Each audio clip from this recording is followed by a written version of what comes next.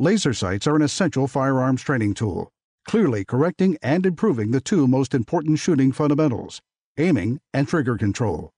Crimson Trace, making laser sights standard equipment. Learn more at crimsontrace.com.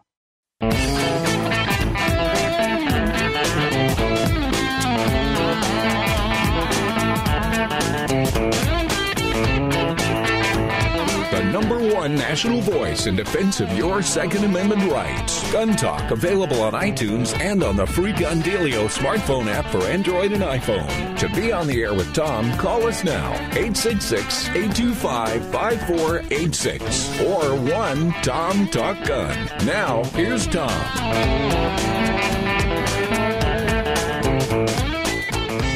I'm so glad that you could be with us. Happy Mother's Day to all the mothers out there. If you're a mother who likes to shoot, likes guns, carries a gun, give us a holler. Tell us your story. Like to hear about that. Our number here is 866-TALK-GUN or just dial Tom Talk Gun. That either one of them will get you in there. Not a problem. We'll make it happen. By the way, I hope that you are following us on Facebook, because if you are, you're getting to see all the crazy fun stuff we're doing. We are doing a lot of live videos. On Facebook, we'll be out at the range, and we're doing videos, interviews with people. And the cool thing about that is you can actually ask questions. When we're talking with Mike McNett from Double Tap Ammo, we're doing a live video. You can ask questions, just type them in, and he will answer them real time. All you have to do is go to, on Facebook, just look for Gun Talk Media, and you can follow us there. And you will get notices whenever we're going to do a live video. And we're doing a number of them with all these various people, whether it's somebody from Surefire or ammo companies or gun companies. And it's a pretty interesting way if you have questions or just want to find out what's going on to do that. Also, sometimes it's just goofy stuff we're doing and just fun things. We actually did one recently. My first time to go to one of this business called Top Golf. It's like 3-decker driving range, computerized everything.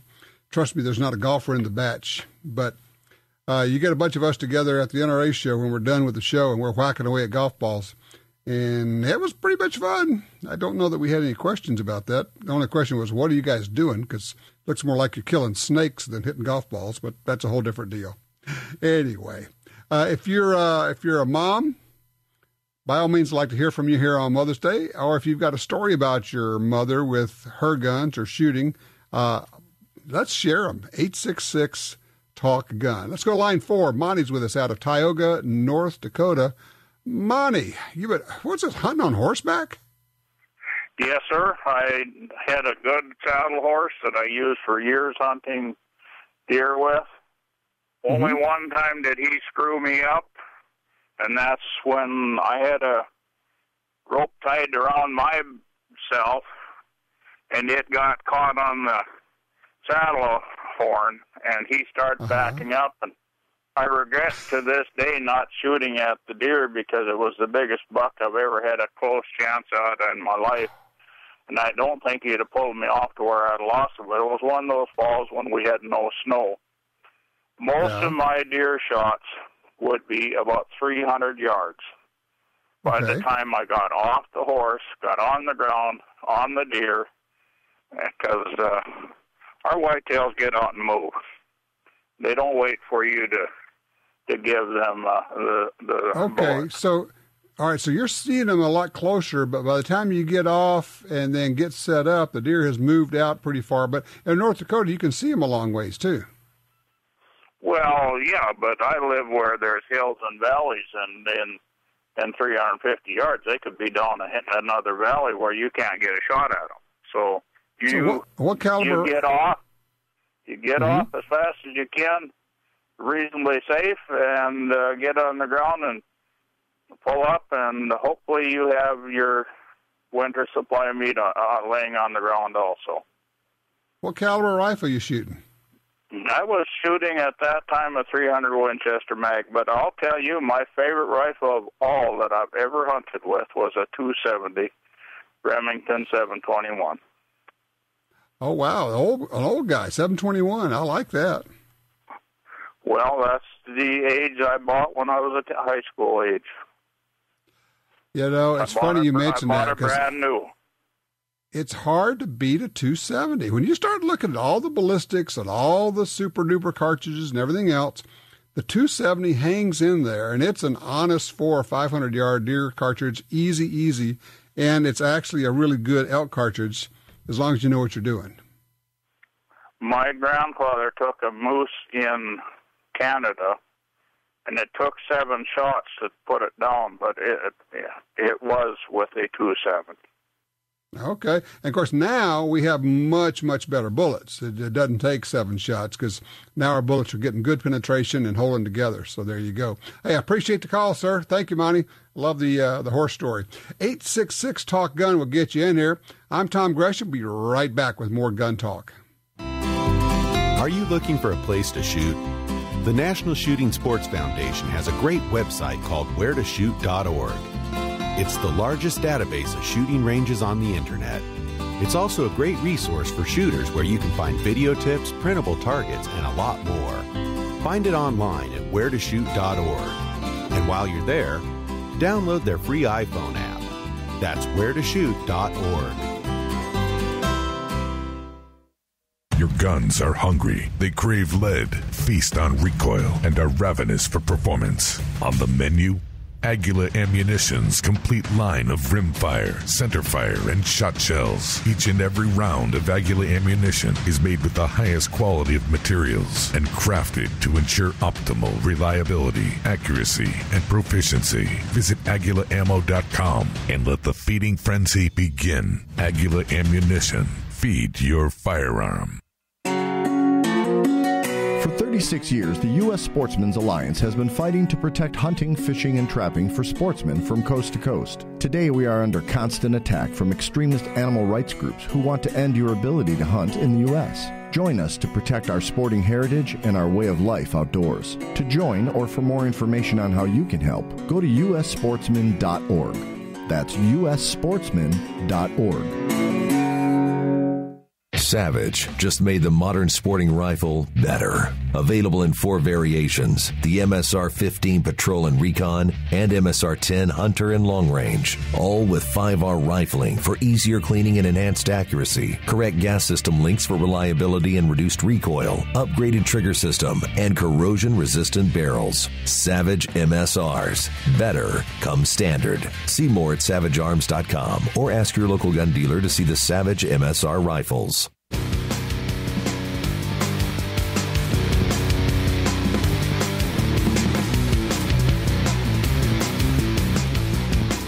And we are back with you. Let's go straight to the phones. Line 2, Gail is with us out of, I believe that's Visalia, California. Hello, Gail. Hi there. Hey, tell me about the shooting shotgun. Okay. I was with a bunch of people, and we were out, and we've had a chance to shoot shotguns. So when it was my turn to get up there, there were 3 barrels with something on the top of them, bottles or something. So I was showed how to shoot, and I aimed, and I shot the bottle in the middle, and I was standing in front of the bottle in front of me, so everybody thought I did that on purpose. I did hit one, but it wasn't the one I was aiming at. Did you ever tell them? No. Oh, I probably did. It was like 30 or 40 years ago, because I'm 77 right now. But anyway, my dad was in the National Rifle Association in Oakland, California in the 40s, and so I was pretty young then when he was shooting, and I was never afraid of his gun, but I was always afraid of his boots, because one time I was in the closet when I was a baby, and they fell on me, and so anytime he had them on, I would get scared, but the gun didn't bother me. Oh, that's great, Gail. Now, did you end up shooting at all as an adult, or was it just that one time? I did. I did a lot of one-time things. So one time I was deer hunting with some people, and another time when I got to shoot a big gun that kind of blew me back a little, and really I've done nothing, and I would never start now because I'd be too dangerous. It's a great story. I appreciate you sharing that one. Aim at one, hit the other one, and say, yep, I meant to do that. I like that. Thank you, Gail, and happy Mother's Day. Oh, yeah, my wife, we were out shooting, I don't know, 4 or 5 years ago at an event and trying to break some clay targets, and all they had was a gun that didn't fit her. It was terrible. The stock was way too long. Pat says, I'll try it. She couldn't even mount the gun. It was that long. They threw one clay target. She shot one time, crushed it, turned around, handed the gun back, and just walked back. I mean, she knew when to quit. I mean, if you break one on the first one, it can only get worse from there, right? So, yeah, okay, that's good. I'm done. Somebody else can shoot now. That's pretty smart. Let's talk to Jim. He's on 3. He's out of Elwood, Nebraska. Oh, okay. I tell you what, let's go to Bob in Fort Worth on line 1. Hey, Bob. Hey, how you doing? I'm good. Good. Hey, I have a question. I'm trying to find an inexpensive 12 gauge that would be light enough so that my wife could just grab it out of the closet. We live in a motorhome, so that she could just grab it if she needed to and shoot it. You know, with a 26.5-inch barrel. All right, what's the idea? Is this a self-defense gun? Yes. Okay, I'm going to back you up then. Number 1, forget the idea of a 12 gauge. Go to a 20 gauge. Okay. 20 gauge. How tall is your wife? 5'4". 5'4". Okay. I'm going to suggest looking at Mossberg's got it's kind of a youth model, but it's not quite, but it's a shorter stock 20 gauge pump defensive gun. That would be what I would get. The 20 gauge works just fine. I would use bird shot, not buckshot, which is going to drive everybody crazy, but that's okay. Bird shot in a motorhome, that way, once the pellets go through a wall and out, they're not going to go through like 3 other motorhomes in the area. That would be my choice. Right. Okay. Well, I looked at one, an inexpensive, what is it, HR? Good gun, bad gun? Well, it's an inexpensive. It's a single shot, right? No, it was a pump. It was a pump. Okay. It probably works. Again, here's what you want. In whatever you're going to get, I would get a pump action 20 gauge with a short stock and a short barrel. I'm not talking about an 18-inch barrel. 18, not 26, 18-inch barrel. Is that legal? Yes, 18 inches is legal in a shotgun. That's the minimum length. Okay. But here's the other thing, and this is the most important thing, more important than anything else. If she doesn't go out and shoot it and take a lesson in self-defense with a shotgun, then don't get it for her. Okay. Because the gun does no good without knowing what to do, how to work it, when to use it, when not to use it, how to move, what to do. Otherwise, it's like giving a 6-year-old a car. Don't do it. Well, I also thought about just buying her a single shot. Just, there it is. Same thing. Yeah. It's the exact same thing. Yeah. Still got to go shoot it. And I would highly recommend putting a sight on it, maybe a red dot sight or a set of sights, because the pattern in across a room is going to be about the size of your fist. So it's just like shooting a rifle. So it's not one of those deals, that old myth of shotgun spreads out. No, it does not.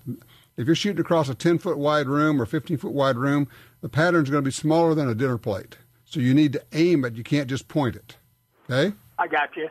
Okay. All right. I appreciate it, Bob, but good luck with that. All right. Stephen's with us on line 4 out of Oregon. Stephen, story about your mama. Tell me. Oh, man, what an awesome lady. Passed away about 6 years ago at 91. Oh, wow. I never had a dad, so she stepped up to the plate, and she was a hunter herself when she was young. We never got to hunt together, but, man, just being Mother's Day and all, I was thinking about her today, and, she always carried a little Colt Detective Special in her purse. Oh, no kidding. No kidding. I can remember being a kid sitting in church and having people behind us gasp when she'd open her purse to make a donation. Oh, my gosh, that's hilarious. Oh, yeah, it was great. But, yeah, she was such an awesome lady. She showed me how to clean my first deer. She said, okay, Wow. I showed you once, the rest are yours. That's right. You're on your own now. What a wonderful memory. Yep. Good old mom. Well, that is great. All right. I appreciate that. Sharing that story, Stephen. That is wonderful. I love the story about the detective special in the purse. That's super. Yeah.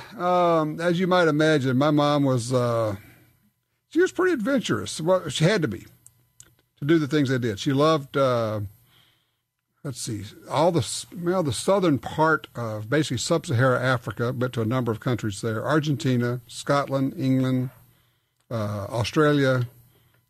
Went to a lot of different places, hunted at a lot of different places, shot at Gleneagles in Scotland, sporting clays. Just interesting person. And all right, her first dove hunt, I'll tell the story.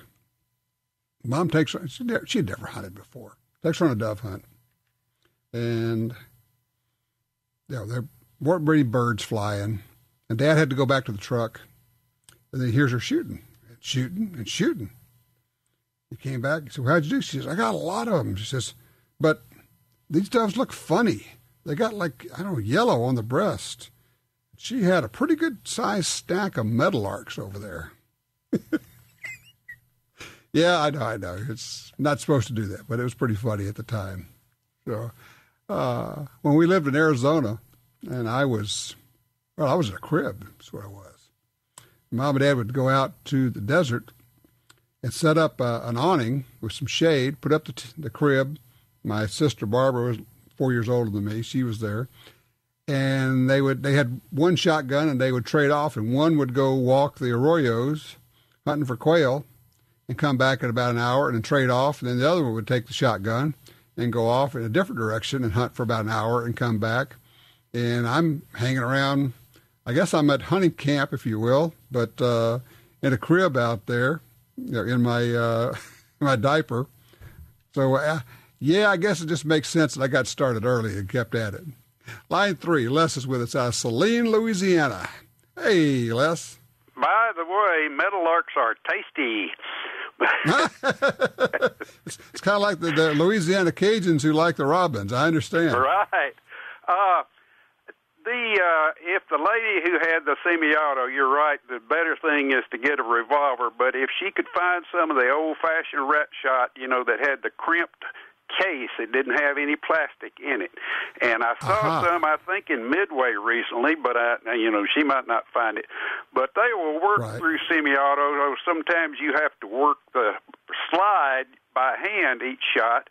I had a Ruger standard model that I bought in 1960 that would feed the things, and we were having a rat killing in the barn one time. We do that in Louisiana too. And a big rat charged me, and I was shooting at it as it came to me, and it got about 3 feet from my feet till I realized that probably was a bad idea. My foot would have been the next thing I shot. It's one of those old deals a guy used to say, says, if you see shoelaces in the scope, don't pull the trigger. That's right. So she might try those if she can find some. Okay, good idea. Thanks, Les. I appreciate that. Speaking of rats, I just saw a release coming out of was it Australia? No, it was New Zealand. I think it was New Zealand, where they're trying to protect bird species there, and they've got an infestation of rats and like a couple of other varmints that have been brought in. And of course, that's what happens at these islands. They introduce some species that has no natural predators, and they're going to try to kill all the rats in the country. And it occurred to me, thinking, of course, my first thought is, well, I'm not talking about poison, I'm talking about bullets. And I wonder if you could have like a really world-class rat shoot. I remember, Jim says, speaking of rats and varmints, call your local politician. But I digress. I remember back when we had city dumps instead of landfills, and they were just the garbage dump. And we would go out to the garbage dump when I was a kid, and we'd go out at night, and they'd shine the headlights of the cars out there, and there'd be rats running all over the garbage dump, and they were shooting rats at night. Well, I guess maybe kind of a new version of that. I was just talking with somebody, I'm not going to say who at this point, because we may end up actually doing it because it's that stupid. In Colorado, we're saying, when you come out, one of the things we could do is we could go dumpster diving for bears. I said, excuse me? Well, yeah, we got so many bears out here. What you do is you go out at night and you sneak up on a dumpster and you peek over the top, and sometimes there's a bear in there. I'm thinking, well, it's kind of like an escalated version of cow tipping, but with other possible outcomes here.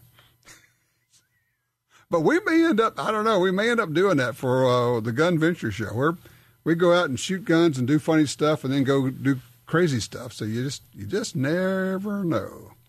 David's in Jacksonville, Oregon on too. Hey, David, we're talking about long-range shooting. What do you think?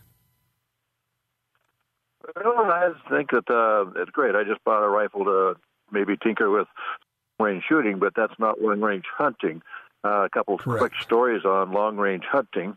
A friend through a friend through a friend who was a photographer on one of these long-range shooting shows talked about how many problems they had that you didn't get seen on the TV show because animals move. And then I was on I won't want to call it crippled animals, elk hunting mill. I call it a mill because they run so many people through they couldn't possibly shoot that many elk. But they had some people out shooting 12 to 1,800 yards at elk, and the guides were okay with that because they, quote unquote, had guns that were capable of it. Well, then shooting them, 50 calibers, or who knows? But again, that's just not appropriate. Well, I appreciate the call. I can buy a car that's capable of going 150 miles an hour, but I know for sure that I am not capable of safely driving a car at 150 miles an hour. Just because the rifle can shoot that far and is accurate that far, that tells me you got a guy that doesn't know much or anything. And yes, I always wondered if some of these TV shows where they're doing long-range shooting of critters, how many critters did they cripple and lose that we don't see? I would suspect it's probably quite a few. It's not my cup of tea.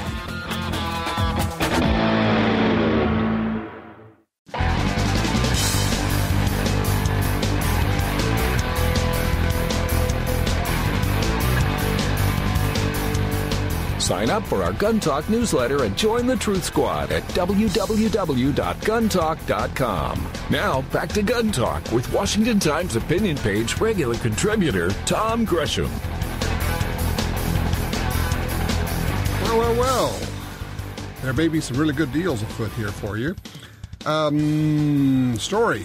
Update. Half of Gander Mountain's stores will close. Huge liquidation sale. If you don't know, Gander Mountain's closing a gazillion stores, a lot of their stores. Gander Mountain, by the way, largest employer of gunsmiths in the country. Lots of stores around the country. Closing a bunch of them, and they are liquidating. They're already having massive sales. If you have a Gander Mountain in your area and you have not paid attention, find out if it's closing its doors. Find out if they're liquidating. Run, do not walk over there, because there could be some really good deals on guns or ammo or scopes or accessories or loading stuff. Particularly loading stuff, I'm thinking might be some good deals. We tend to be a bunch of scavengers. We can run in there and pick up those deals, so a lot of them are going to be picked over, but you never know what you're going to find. So worth checking out. All right. Let's see. Line 1, Robert's in Williston, North Dakota. Bought him a 50 caliber BMG. Robert, what'd you get that thing for? Oh, just because it's cool, Tom, and I just want to shoot some targets way out there. So I got a Leopold, right? I got a Leopold 7x49 scope on it. My question was, I'm just kind of curious, what range would you sight that in at? Well, okay. How much time we have? All right, here's the deal. Have you done any long-range shooting at all? What's that?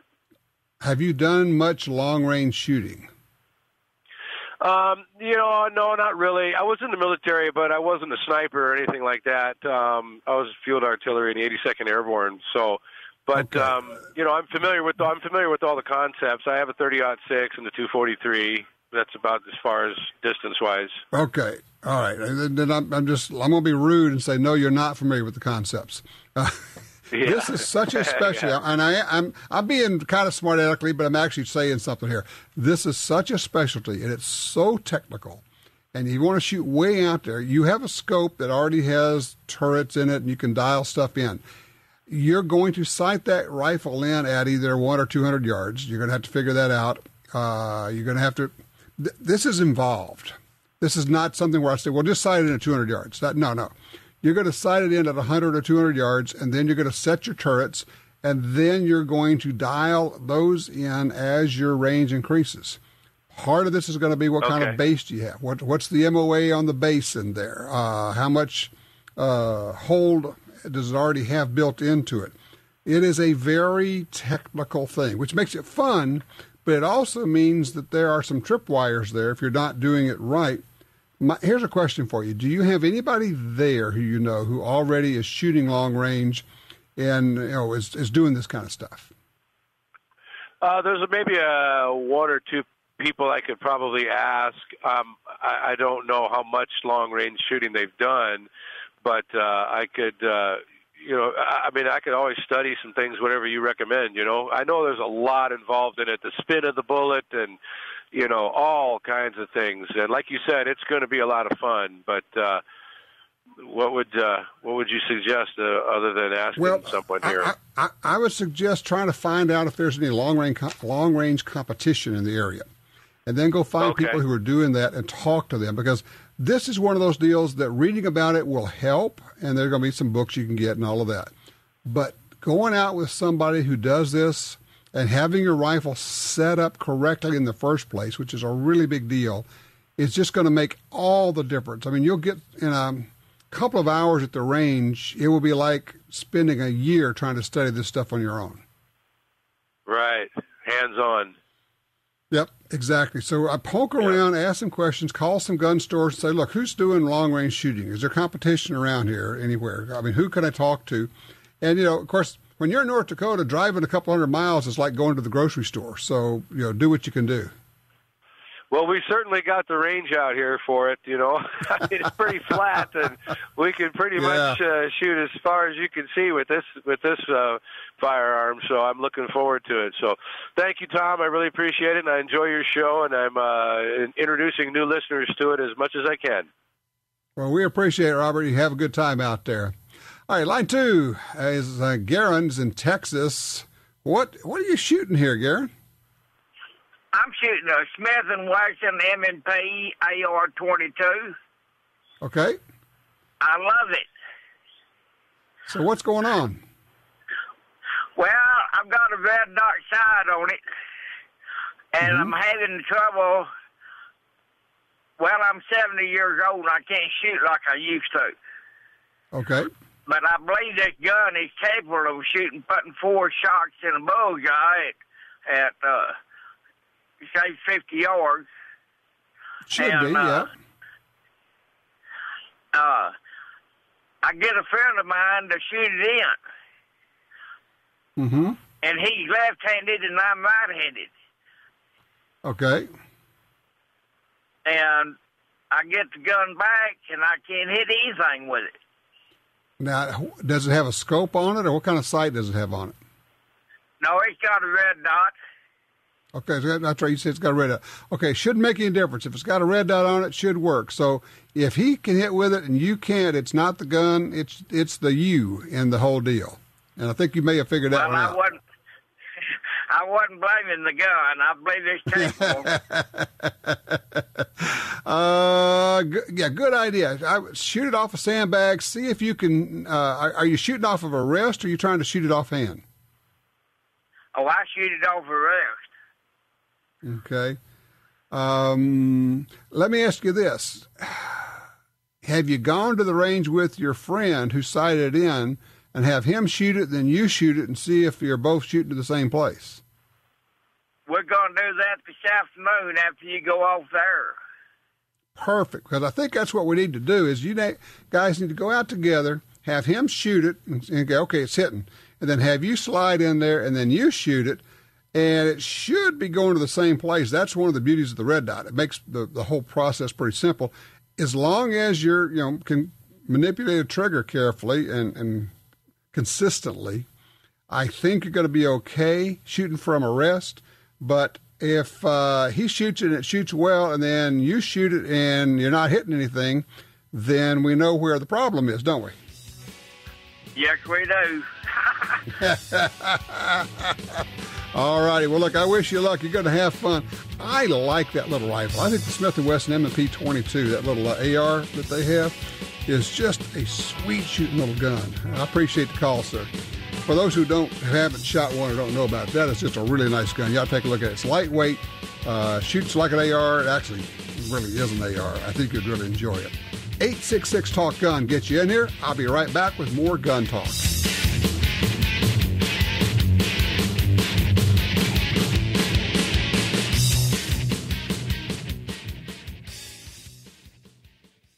Alien Gear Holsters, the most comfortable and concealable holsters on the planet, is offering big savings with our new 2-holster combo. Now you can buy 2 complete holsters for as little as $49.88. Choose from any available holster styles and colors for the guns of your choice. All of Alien Gear's quality products are made right here in the USA and include a 30-day trial, forever warranty, and free shell trades for life. Visit aliengearholsters.com today.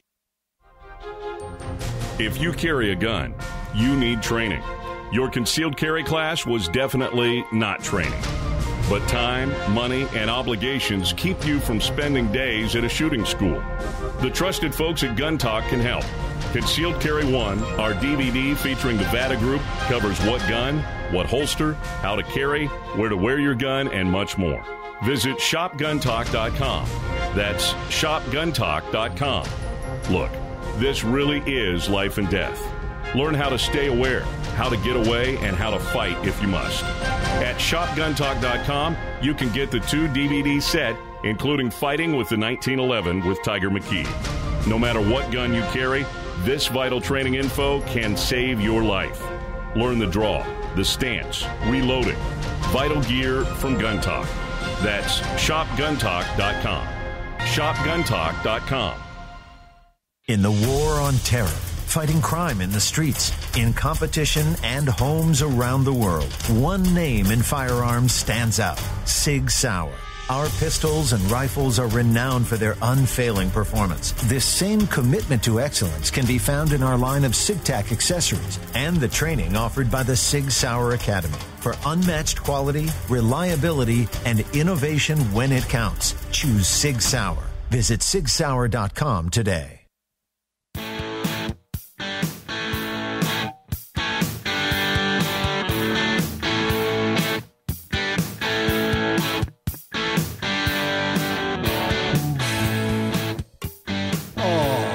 That's just going to break your heart. From the Daily Caller. After multiple staff departures from gun control group Everytown for Gun Safety and its spin-off, Moms Demand Action, activists say a top decision maker at both groups is making life difficult for those in the movement. According to sources close to Everytown, Shannon Watts, founder of Moms Demand Action, an advisory board member of Everytown, remains a problem with both groups. Watts, while not a staffer with either organization, is a full-time volunteer. That's weird. A full-time volunteer who lives in Colorado. Critics of Watts say that despite her status, she is involved with all major leadership decisions. It goes on and talks about how people are saying that she's pretty hard to work with. Pretty difficult person. She's kind of the face behind the gun control movement these days. Both groups funded by Michael Bloomberg. They're having hard times. You got to feel for them. They lost the election. Their champion, Hillary Clinton, was going to give them everything they wanted and more. Donald Trump, on the other hand, is not. The public doesn't want what they're pushing. They keep saying, well, 90% of the people want these expanded intrusive background checks. No, they don't. We keep saying we don't. We keep voting we don't. In part, that's a little bit at least what the Donald Trump win was about, rejection of that agenda.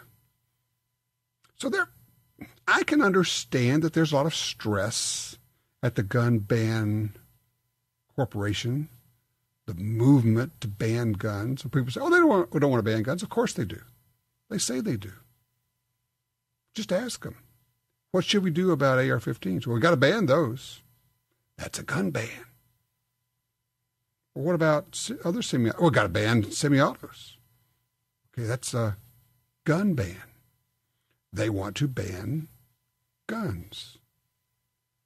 It's at the heart of what they want. And when they get rid of those, if they could, then they're going to move on to other semi-autos, your duck hunting shotgun. Oh, Tom, they would never do that. Of course they would. They already said they would. Look what they did in Australia. Same deal. Same groups. Same connection. International. So, yeah, there's stress over there because it's not working. People have figured out that they're just clueless, that they really don't care about crime. Oh, can we revisit this for a second?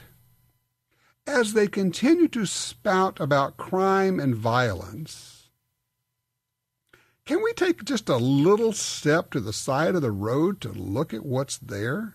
Over the last 20 years, 2 decades, as gun ownership has gone up, as pretty much all states now have some form of concealed carry, where 15 million or whatever the number is now, maybe higher than that, people are licensed to carry guns for protection, where you got a dozen states where you don't even have to have a permit to carry a gun for protection, where people can carry guns in schools in some states. Crime is going down. Gun crime is down by half. Murders with guns are down by half. More guns, fewer crimes with guns. More guns, more people carrying guns, fewer people getting murdered with guns. But yet, we must do something about this. So it's got to be tough to be in the gun ban industry because times are hard. You don't have somebody in the White House. You know, they really, really counted on Hillary. They knew they were going to get their gun banner in chief in there. For those who don't know, weren't around, don't remember, Hillary was at the core of the Clinton gun ban, the 1994 ban on so-called assault weapons. Hillary was at the core of the White House-driven lawsuits that attempted to destroy all the gun companies in the country. They said, we will sue enough gun companies to where they can't possibly defend themselves because we will encourage cities to use tax dollars to sue gun companies out of existence. That was Hillary's thing. That came straight out of the White House. It was totally orchestrated. All of those lawsuits were orchestrated out of the White House. So the gun ban industry knew they had a win. They were in. So I can understand how there's trouble there. There's strife. But evidently Shannon Watts is just one tough cookie to work with. The stories go on and on from the insiders, people who used to be there. Doesn't sound like a very nice one. Oh, well. You know, you're going to have to pardon me that I just don't feel real sorry for them. All they want to do is strip you of your God-given right to stay alive. They want to tell mothers, no, you can't take care of yourself and your kids. You have to trust the state to do that. I don't think so.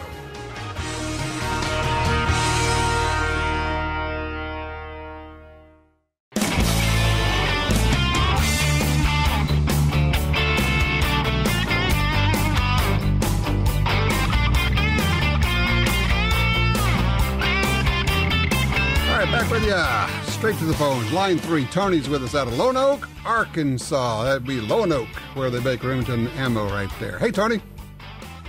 Yes, sir. That old boy that called wanting a gun for his woman to pull out of the closet.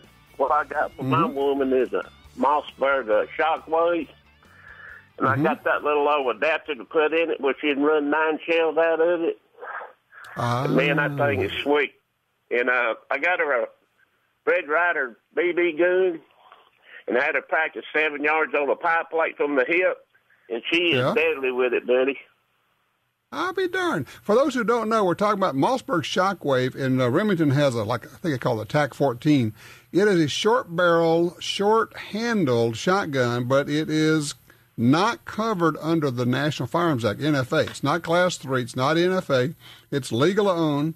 Weirdly enough, the ATF has classified it.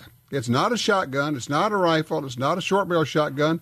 It is a firearm. And so you can own it. A little bit short thing. And you're talking, I think, Tony, you're using those Aguila mini shells in there? Yes, sir. Using buckshot and 7.5 birdshot. Not birdshot, like you say, is the way to roll. I just stagger them up. Buckshot's got 7 number 4 buck and say 4 number 1 buck in it, and it's a deadly little sucker, buddy. Yeah, I tell you, that is quite the rig. Look, I appreciate the call, sir. Yeah, for those that haven't looked into it, Mossberg's got the Shockwave, and Remington's got, I think they call it the TAC 14. Little short rigs, kind of a pistol-ish grip on it. I'm thinking that, you know what I would want to do? I would want to stick a laser on that thing. Because with a laser, you can shoot it from low down, like at your waist, but you still put that dot on something and put those mini shells in it. You can get more ammo because you can only get, I think you can get 3 rounds in the Mossberg and 4 in the Remington, or it might be the other way around. I can't remember, of regular 2 3/4 inch shells. But you can probably get 1 more round at least of the Aguila mini shells. Oh, if you haven't checked out the Aguila mini shells, they're cute as a button, and they just work like super duper. Yeah, and yes, the mini shells are absolutely okay for self-defense. They're using real buckshot, and the velocity's the same. You just have fewer pellets, but they work. And we've broken clay targets with their birdshot loads with the mini shells out to 35 yards. So not a problem. Low recoil. Really something else. So this is something brand spanking new, and probably these things are in short supply, but you might want to just take a look at them. So I just want to say, for all the moms out there, thank you. You put up with us kids. You raised us. You also put up with the husbands. And we appreciate that, too. For those who have been part of teaching people to shoot, I also want to thank you. I have great memories of my mother shooting, going hunting. She wasn't a competitive shooter. She tried to trap a little bit, but wasn't her thing. But just a little fireball. And when Dad would go out of town, she would sneak over and take her guns to the gunsmith and have them cut down. He would take them down from 14-inch length of pull to 13, and she'd take them and have another inch cut off down to 12. And then, of course, the thing that was great about that, then they made great kids' guns. So growing up, I used my mom's Model 12 20 gauge. Still got it. Excuse me. Great memories there. All I need to do is put a new recoil pad on it. I think that's going to be like another generation's guns as the grandkids grow up. They can shoot Grand Mary's shotgun. But we do thank you. We thank you for putting up with our shooting habits, the reloading, the melting lead in your cooking pots, and all the crazy stuff that we have done. You put up with for vacuuming up primers that go off and destroy vacuum cleaners. Not that that's ever happened in my house. All righty. Have a great day. It's Mother's Day. Call your mom if you can. If she's not around, remember, have a good day.